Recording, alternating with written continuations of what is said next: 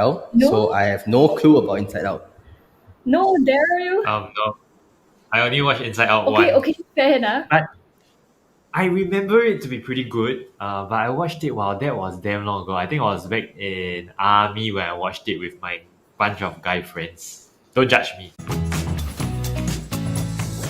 Which character do you most closely relate to as a student? Like for me, right, I was very like anxious.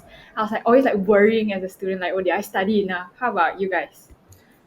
Uh, I think you need to run Clarence through what are the no, characters first, no? but He I did, he just did his research, don't worry. I just don't know the names because, yeah. So I'm a calm student when I was taking my O level examinations, but of course, that is only for prelims and O levels when I'm more prepared. For the rest of the exams, my entire secondary school life, um, I wasn't that calm, but at the same time, I wasn't anxious because I guess I just couldn't.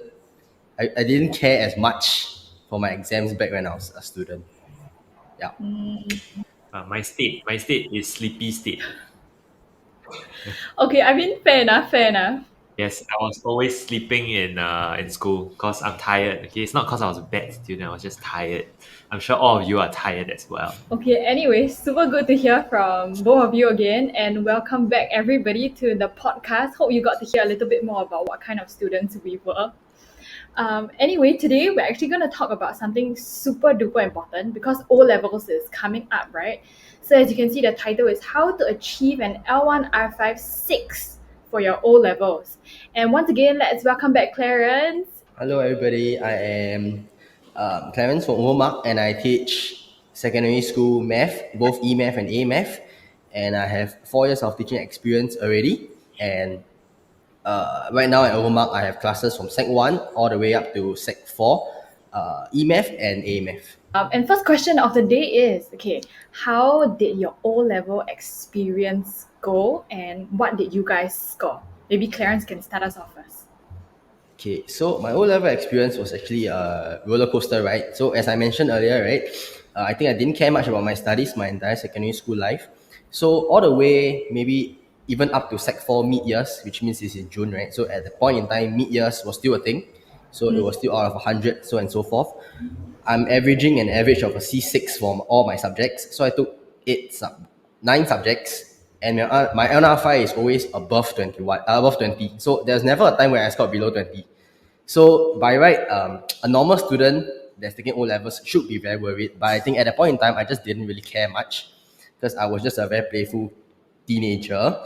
And then I started putting in more effort, and I started studying for prelims and O levels. And eventually, I was able to get a raw score of 7, and I was able to deduct four points, so I had a net score of 3. So I think that was a very fun experience for me. I would say that's a story that I can tell to all my students to reassure them and to encourage them that to never give up, because it's always possible to go from a L1R5 like 21 to 7 in maybe 6 months. But of course, it required me to put in a lot of effort. And funny thing is, I think Daryl is gonna laugh at me for this, but I started listening in chemistry class for the first time after June holidays, and back at the time it was revision, right? So I didn't know what was cation and anion. Like I didn't know what it means, and in fact, I didn't even know how to pronounce because I asked the teacher in class in front of everybody. I asked, um, "Hi, what's the meaning of cation?" So everybody was looking at me and asking me what's cation. Then that was when I realized my friend whispered to me and he was telling me, "Oh, it's actually cation, it's not cation." Yeah, then that was when I realized that okay, my chemistry is bad and I need to put in a lot of effort. So I was getting C6 and D7 for chemistry my entire life. Fortunately, I was able to pull it up to an A2 for O levels. So I was pretty fortunate on that. And thankfully, that experience in class was a wake up call for me lah, to realize that okay, I need to put in more effort for chemistry. Yeah, I got a very funny story to share. This is the reverse when I did too much chem. So you're saying you call it cation, right? Then I always call it cation, ma. So there was once, right, my friend was telling me, hey, I'm gonna go for a staycation. Then I'm like, what's a staycation? Sorry, that's stupid. Okay. Anyway, the question was how I did for my O level. So I got 6A1, 2A2s, and 2B3s.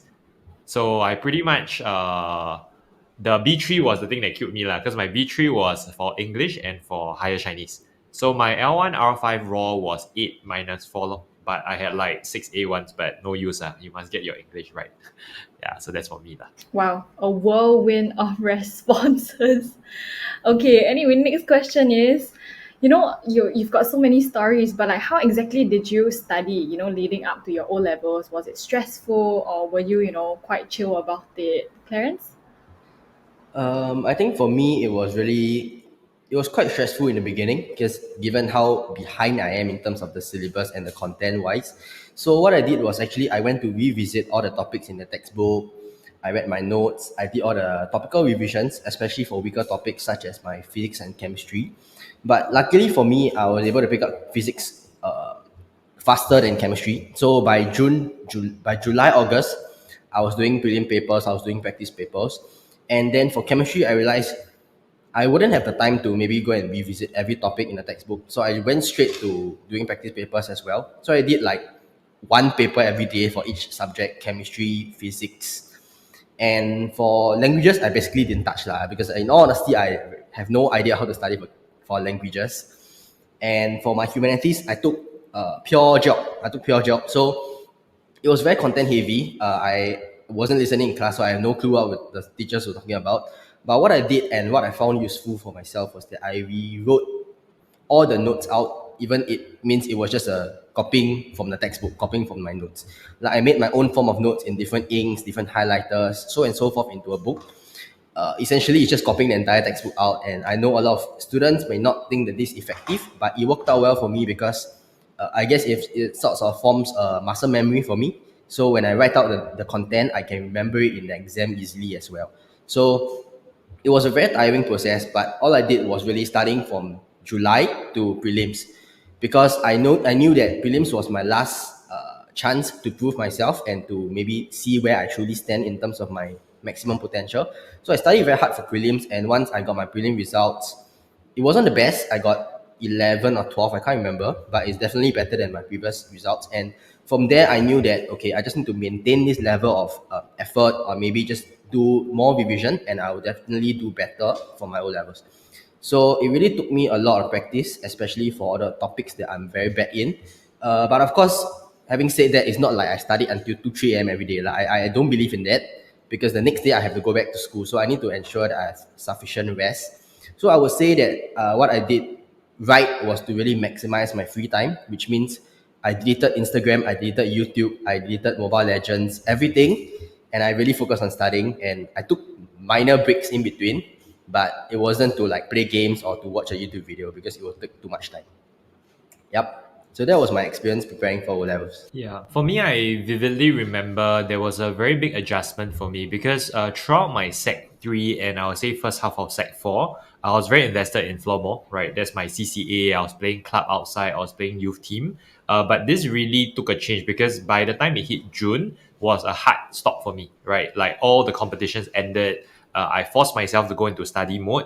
What I found to be really a difference maker was just getting into the regular cadence of it. Meaning, I started like, okay, I'm going to study this week, maybe 4 hours. And I tried to really build from that to develop that stamina that's needed. So I think what a lot of students at this point in time need to understand, right, is that you really don't have that much time till your O level. But the good news is that there is still time. However, the longer you procrastinate, the longer that you're going to wait, you're going to realize that time is running out, right? Time is ticking, but you're not taking action.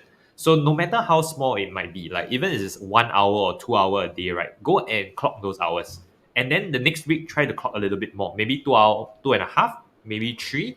You start to see after you get into the routine, once you develop the correct habits, you realize that actually it's not that difficult to be sitting down to be studying for that amount of time. It's just a very intimidating thought at the start because you haven't gotten started at all. Now, in terms of exactly what you should be doing at this point in time, I strongly believe if you're in the period before your prelim, do prelim papers. The prelim papers will be the automatically the best thing you could do for preparation. So right now, even for my own individual group tuition classes, we're just doing prelim papers. Every week, one paper in, mark it, go through, mark, go through. We keep going, right? Because this is about a volume game. The more you do, the more the questions will look familiar, the better prepared you will be for prelim. And through all of this, you're able to spot if there's any misconception, any part of your understanding of certain concepts being lacking, you're able to catch your areas of weakness and for you to go and improve upon them. The moment you go past the prelim period, especially for Sec 4s, which means you are approaching the September holiday and September period, I advise you make the transition towards TYS. So at that point in time as a student, what I did a lot was to go practice my topical and yearly TYS. Why? Because Cambridge is the examiner, right? So if you really want to get a hang of how questions are set, the difficulty level that is being taught at, it's only smart for you to attempt the previous year's paper. And I'm pretty sure that all Sec 4s right now do have your TYS. But the big question you need to ask yourself is, have you done it? Right? If you haven't, you're setting yourself up to not perform well. Right? If you do your TYS, no matter what, right, you will improve. It's just about how meticulous you are about learning effectively. Are you doing your corrections? Are you reviewing your mistakes? Right? So a lot of us think about it when we say study, we just think of it purely quantitative, like how much time am I spending studying? But another way to think about it is within this 2 to 3 hour block that you set aside for your revision, how effective is it? Right. So you also need to, like what Clarence mentioned, his own personal know-how is he like to copy the notes. Because that is a form of transferring knowledge and he's able to retain that through that process. It worked for him, it might work for you, right? But it might not work for everyone. So it's also about understanding your own learning style and developing a strategy that works for you. But minimally, prelim papers and TYS is a must. If you don't do that, is really you're not doing yourself a favor lah. So sounds like, to summarize it up, right? Clarence's take on how he studied for O levels was to really set aside time to study and then to put away all distractions. And then from Daryl's end, it's mostly about, like drilling, practicing, making sure that you clock in those hours to do effective studying lah, basically. And actually, Daryl, what you mentioned, about the resources leads me to my next question. What other resources can we use to study in the lead up to the O levels? Clarence? So personally for me, when I was preparing for my exams, what I mainly used were my textbooks, practice papers from different schools. They can be given by my school teachers. I can find it on my own on the internet. If not, I would be using assessment books because at that point in time I didn't have any tuition, so I wasn't in any tuition classes or any private tuitions. So I was relying on my own to make sure that I get the content into my head and to understand the concepts. So for all the O level students out there, I would recommend you to maybe start with prelim papers, or if you are weak in certain topics, you can always do topical revisions through assessment books, or you can redo the questions in the school textbooks as well. So I agree with Daryl about the TYS portion. So I personally also believe that students should only focus on your TYS after the prelims to prepare yourself for O levels, because there is a certain difference in standards between the prelim papers and your TYS. And sometimes the difference can be quite big depending on the school that you're in.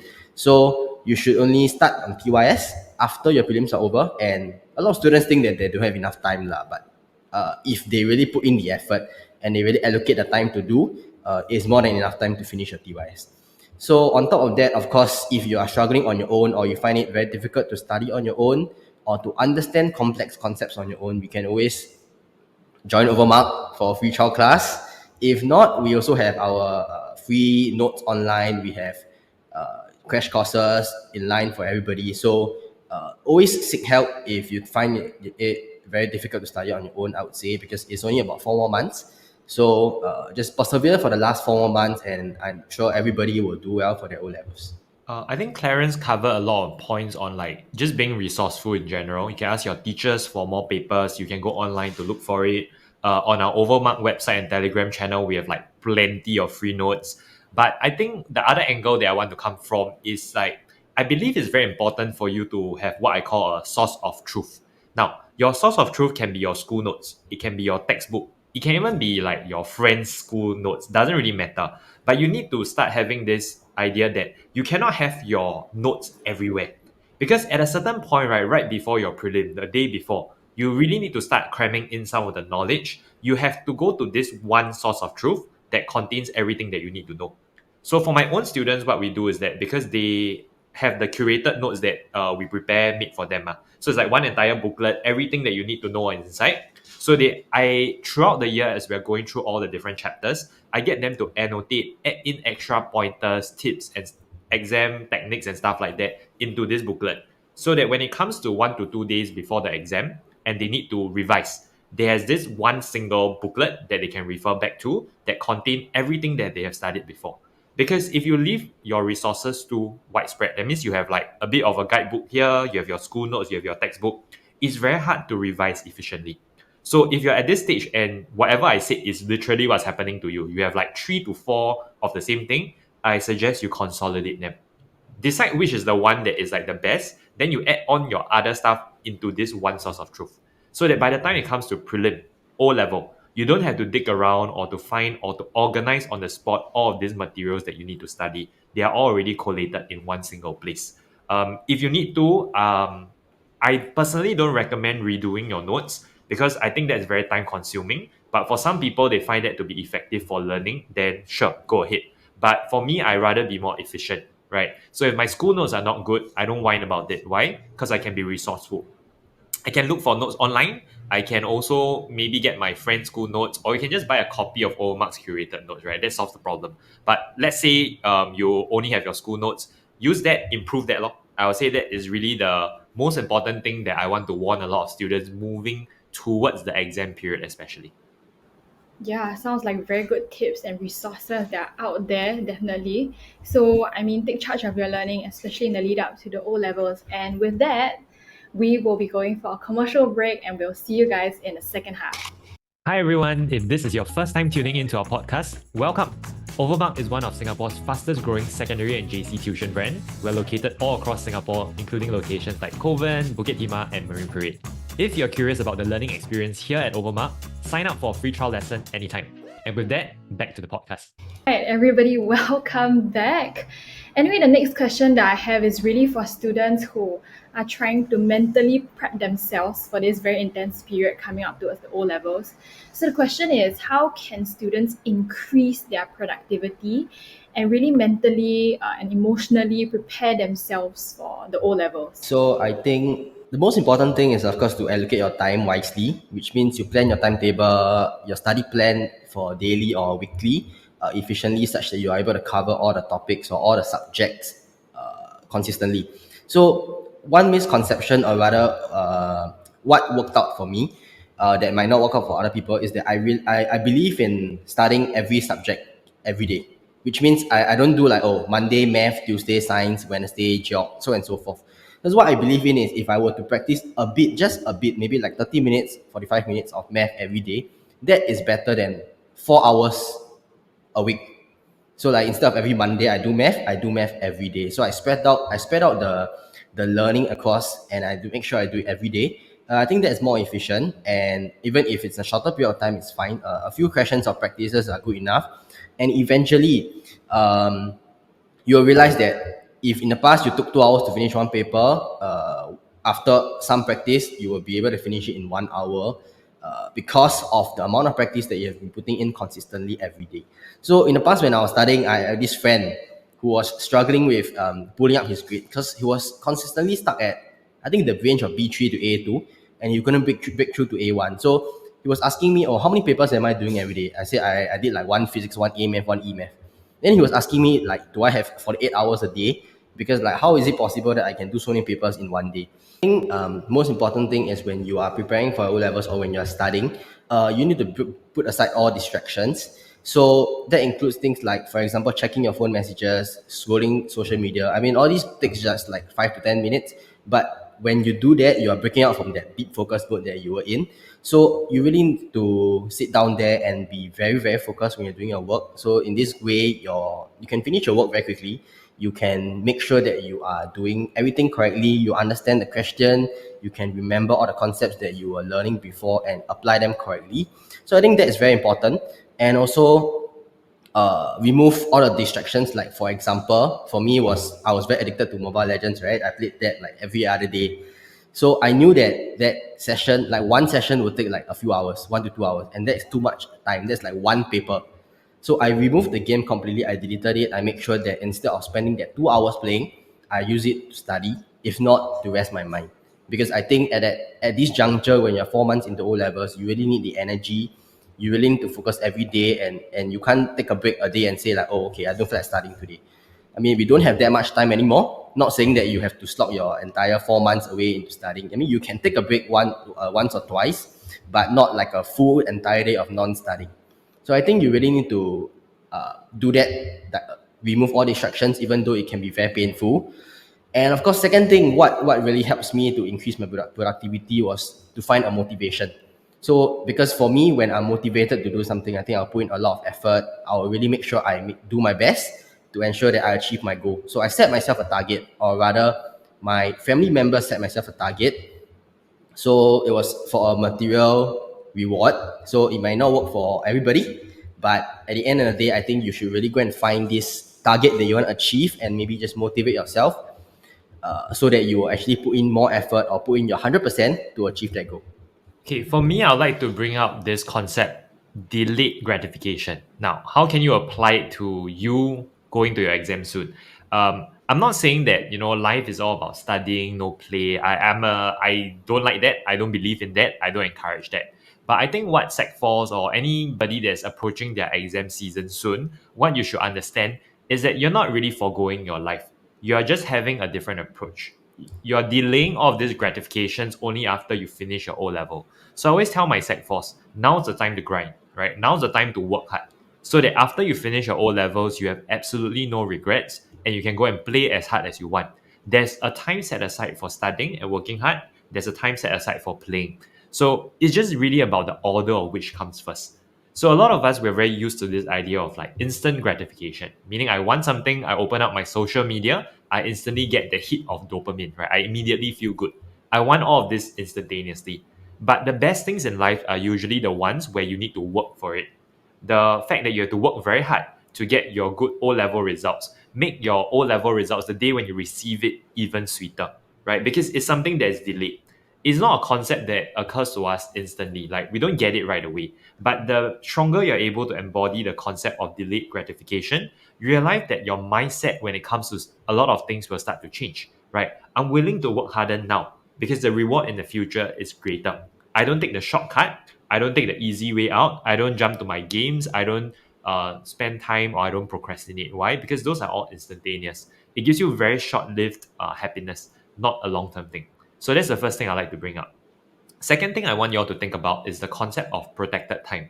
So let's say in a day, realistically, you have 4 hours, right? And in a week, including your weekends, let's say you have up to 30 hours of studying. Maybe that's a bit too much, could be 20. Doesn't really matter. But I want you to think of it in terms of percentages. Take a moment to think your L1R5 or your L1R4, which are most likely going to be the subjects that you'll be using to tabulate your score. I want you to look at where you are currently and the score that you are intending to hit.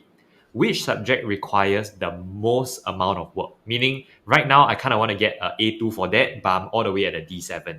Versus another subject where you are aiming for A1 and you're currently already at an A2. I want you to understand this, that you should be focusing on the subject that needs the most help. So if you have 100% of your time, you want to be allocating maybe 30% to this subject. And for the subject that you are almost getting it there, just need a little bit more, you'll be allocating slightly lesser time because you're almost there. So by breaking down the time exactly, every week I should be spending 5 hours on chem, 3 hours on A math, 4 hours on English.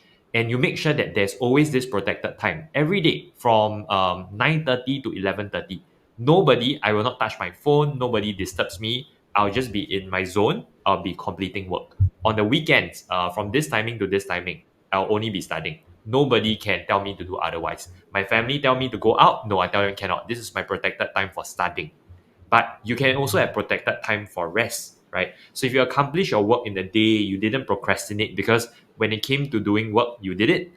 It's time to rest. So maybe on your Saturday night, you give yourself a solid 2 hours of Netflix, and that is your protected time to de-stress, right? To release all of the hard work that you've done for the day. I think that's fine. But all of this is very deliberate. It's not happening by chance. It's not like, okay, today what should I do? No. You should have a very clear plan of what you need to work on, starting from the one that needs the most help, followed by the ones that needs the least. But no matter what, you're still allocating the appropriate amount of time. That's how you optimize leading up to O level. Okay, if I can give you all one last secret tip, right? In your protected time, if you're taking O level and prelim soon, I highly recommend time practices. Because time practices forces you to complete that paper. Let's say you only got 2 hours. Math paper, lor, right? Your math paper 1 2 hours, ma. Done. Right? So the whole idea here is that you force yourself that I cannot leave my seat until I finish this paper. Two things that is fantastic about this. One, you confirm clock the practice and you're gonna do it quite fast, right? Because it's an exam setting. Second, you can practice your time management. So in a real life exam, you'll find like, oh yeah, actually I'm okay because I already know how fast or how slow to be going. So I think that that could really be a very important tip that a lot of students right now need to hear. Okay, last and final question for the day. Very controversial. We really need your opinion on this. Let's say O levels is 4 months away and I'm still really doing badly for some subjects. Should I ditch them, not study for them, and just focus on those I'm going to use for my L1R5? Personally, for me, I think that was a method that I adopted when I was starting from O levels because I had 9 subjects. So I had 2 humanities, 2 sciences, 2 maths, and English, Higher Chinese, and Chinese. So for those that are unaware, for your R5, it has to contain 1 humanities, 1 science, 1 math, and your best other 2 subjects. So, which means out of my 2 humanities, 2 science, and 2 math, I can just choose one of each, and then I have my 2 best. So for humanities, I took pure geog and combined history and SS.